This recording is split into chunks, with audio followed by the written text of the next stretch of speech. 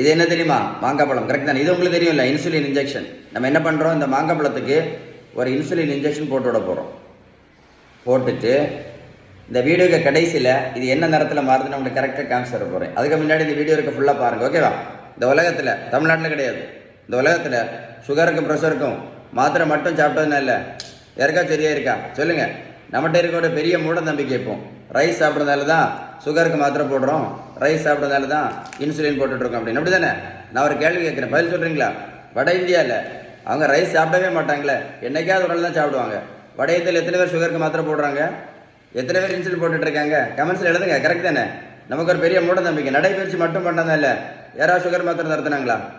இல்லை நடைபயிற்சி மட்டும் பண்ணி யாராவது வெயிட்டை குறைச்சாங்களா? நல்லா கேட்டுடுங்க. 1 கிலோமீட்டர் நடைபயிற்சி பண்ணினா கூட 40லேருந்து 50 கேலரி மட்டும்தான் இருக்க முடியும்.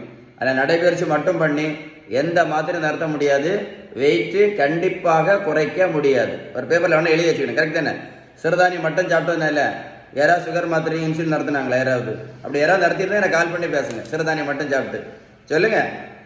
வெந்தயம், ஆவாரம்பூ, மூக்கரட்டை கீரை, சிறு குறிஞ்சான் பொடி, 2 ரொம்ப ஃபேமஸ். இப்போ கொய்யா இலை, மாங்காய் இலை, க்ரீன் டீ, கரிஞ்சீரகம், கருவேப்பிலை, நெல்லிக்காய் ஜூஸ், நாவல் பழம், இது எல்லாமே நல்லது தான். நான் என்ன கேட்குறேன், இது சாப்பிட்டதுனால யாராவது சுகர் மாத்திரை நடத்துனாங்களா?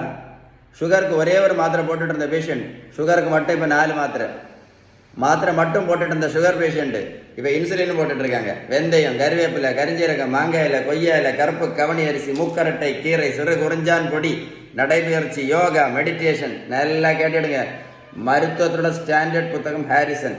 அந்த புத்தகம் என்ன சொல்லுது அப்படின்னா, sugar, pressure, cholesterol, fatty liver, பித்தப்பைக்கல், தைராய்டு, யூரிக் ஆசிட் பிரச்சனை, பிசிஓடி, பிசிஓஎஸ், ஹார்மோன் பிரச்சனை, உடல் பருமன், இது எல்லாத்தவங்க சொல்லக்கூடிய ஒரே ட்ரீட்மெண்ட் பேலன்ஸ் டயட்டு மட்டும்தான்.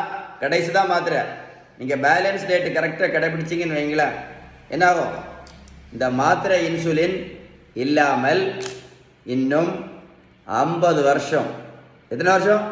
50 வருஷம் ஆரோக்கியமாக வாழலாம்னு யார் சொன்னா? நான் சொல்லலை, இந்த புத்தகம் தெளிவாக சொல்லுது. அதுக்கு பேர் தான் ரெமிஷன் இஸ் பாசிபிள்.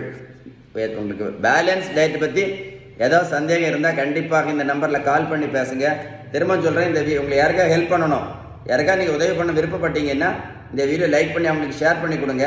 நிறைய பேருக்கு எனக்கு கண்டிப்பாக யூஸ்ஃபுல்லாக இருக்கும் ஷேர் பண்ணி கொடுத்தீங்கன்னா. சரியா? சேவ் பண்ணி வைங்க, நீங்களே போட்டு கேளுங்க டைம் இருந்தால். சரியா?